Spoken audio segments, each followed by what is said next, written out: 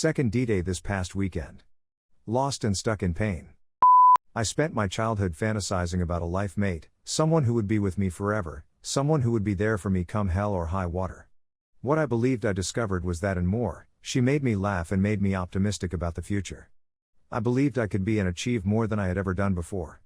The passion and romanticism were unlike anything I'd ever experienced before. 5 years later, I experienced D-Day, which I believed would be the worst day of my life. I discovered that she had many lovers during the duration of her relationship. I didn't even capture her. She confessed because her guilt had gotten the best of her.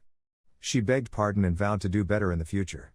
I was at a loss for words, and our church family pressed me to forgive her. That if I forgiven her and showed her God's redemptive love, she would be able to repent and God would restore our marriage. For the first year, my life seemed like a living nightmare, but I persevered.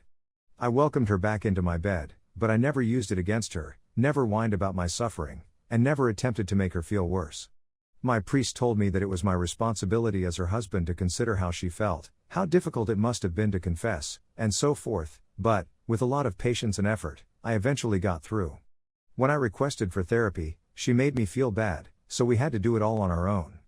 It took 3 years for us to be able to have without being repulsed and ashamed, although I never turned her down since it's my responsibility as a husband. She wanted children as soon as she confessed. I informed her that I couldn't go there just yet. She said that she understood and that she would wait as long as I needed. She complained a month later that it was taking too long. I was blamed for dragging things out and delaying down the healing process.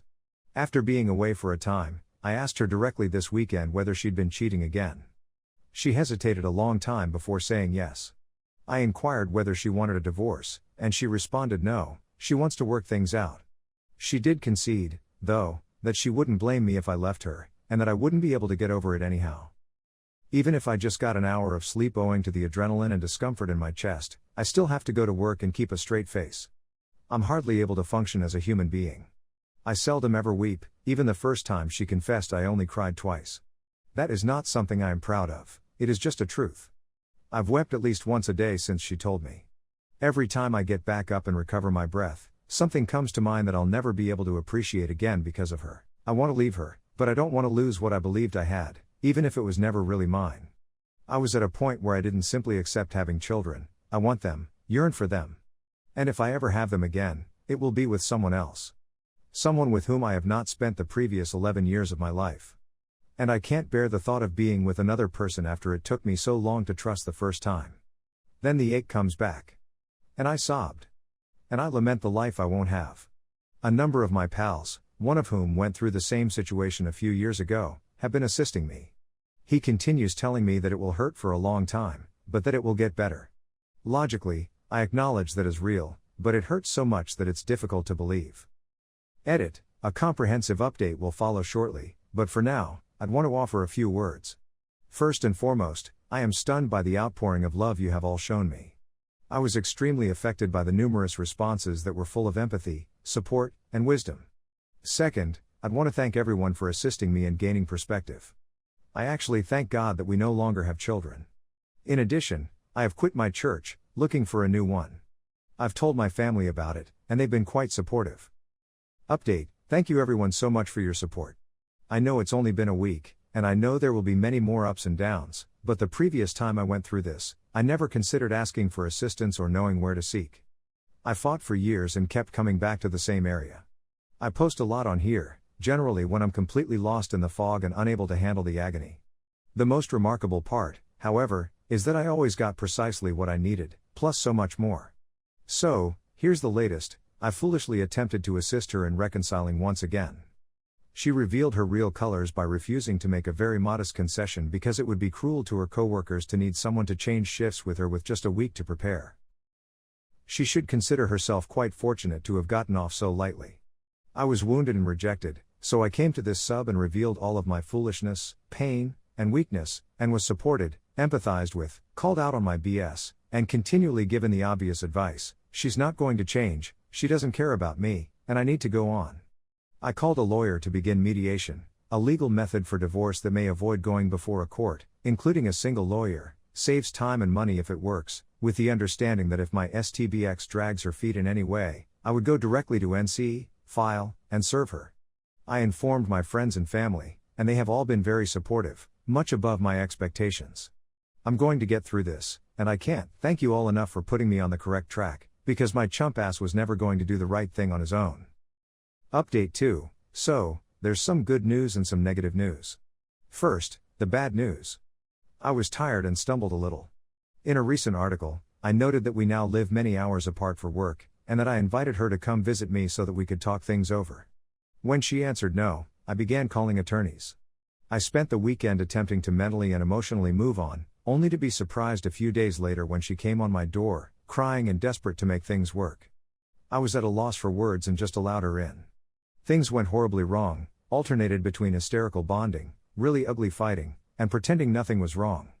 She did explain a few more things, and I eventually found out what she was up to during those weeks we were apart. Mostly poor actions all around that sent her on a downhill spiral that was much worse than the affair. She had gotten to the point where neither she nor I respected her judgments. We found a terrific counselor who would help us process the experience while expressly not assuming we could work it out, and who in fact totally supported my announcing we were done if that was my choice. She has to return in a week and a half, and due to legal considerations, the therapist says she can only continue treating us if my wife moves with me, not licensed in multiple states. So, reluctantly, you agreed to let her leave her job and relocate with me. She just needed to hold out for a few days since I was coming home for the holidays in 5 days after she departed, so she only needed to hold out for a few days and we could start working on things. She waited 3 days before canceling arrangements to chat with me in order to attend a party with a group of pals she allegedly no longer likes or talks to.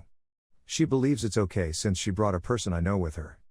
I am enraged and declare that she is messed up. She asks if we can chat in the morning, and I tell her it depends totally on how the night goes before hanging up. She contacts me right afterwards, and I block her so I can attempt to sleep. Had an important day of work ahead of me. At 9 a.m., I receive a call from my family inquiring why my wife can't reach me. I am enraged and attempt to contact her. She doesn't respond. I begin to suspect something is wrong. She's signed into her phone accounts on my laptop, I see. I look at her GPS. She left the party when she said she would and went home with her buddy as planned. Then, an hour later, I returned to the apartment and remained all night. When I challenged her the following day, she lied again until I demonstrated that I was correct. She attempted to accuse me of violating her privacy, but I refused to let her shift the topic. I told her that this demonstrated without a shadow of a doubt that I could never trust her again. She wants another opportunity, but I don't sure I can give it to her. Right now, I'm staying with some extremely fantastic friends who are assisting me in setting and maintaining healthy boundaries. Hopefully, there will be no such blunders in the future. I was ashamed to update since I had been doing so great and then botched it. Back to the divorce crusade. 4-month update. I know I've screwed up here and there since I found out about her cheating, and the comment section on my blogs, not to mention my DMs, clearly demonstrate a portion of this community that is more than eager to call me out for my errors, but I've made primarily good improvements. I went away, leaving her behind. She spent the first several months pleading with me for another opportunity, and although I had moments of weakness, I didn't show it. I was successful in increasing the space between us. We haven't communicated much in the last 2 months. There are a number of things that require some limited communication, which could be done through lawyers but is easier to do over text. We stopped arguing, she stopped attempting to reclaim me, and she even let me keep the great bulk of marital assets. My family originally backed her. Then gathered enough information to support me, and have now mainly returned to believing that our reunion is God's plan. They try to say things like, oh, she's so sorry about everything and she truly has changed, but I've established very clear limits and don't allow them go on about it, even though it's really disheartening to feel unsupported through this process. For a long time, my friends were incredibly supportive, but as with any loss, people on the outside become bored of it and want to move on to better pastures. I don't bring it up on purpose, but when it happens, they primarily want me to be pleased because, as they perceive it, I've won in some manner. They reason that because I'm receiving so much monetary value out of the marriage, as well as the distance I requested, and I'm in a new area that I've desired for a long time, why shouldn't I be celebrating? But, to be honest, I'm simply sad right now. Most days, I can keep myself busy enough that I don't notice, but eventually I reach a wall and have to confront my thoughts and my circumstances, and I break down. I couldn't run away from it any longer and had a nice long weep this morning. I now have everything I've worked for over the previous 10 years or so. I've marked numerous significant things off my bucket list in the previous year, and now that I have everything I wanted, or close to it, I'm absolutely depressed since I have no one to share it with. I have difficulty establishing new acquaintances because I am skeptical of everyone, even when there is no logical reason for me to be. I don't think I'll have much luck with dating in my mid-30s, and everything I read says I should wait at least 12 to 24 months anyway, to avoid ending up in the same position. I've scheduled an appointment with a therapist for next Tuesday. It will be my first in roughly 3 months, owing to my relocation and the time it takes to enroll in insurance, locate a provider, and so on. I'm hoping it will help soon, but it seems so far away, even if it's just a few steps away. I honestly despise my life right now since there doesn't seem to be any way to live the life I want to live. I wanted what I thought I had, but even if I returned her, which I would not do, it wouldn't be the same. I didn't intend for this to be so depressing, I simply wanted to let folks know how it happened. Hopefully, by Tuesday, I'll be able to be a little less pessimistic.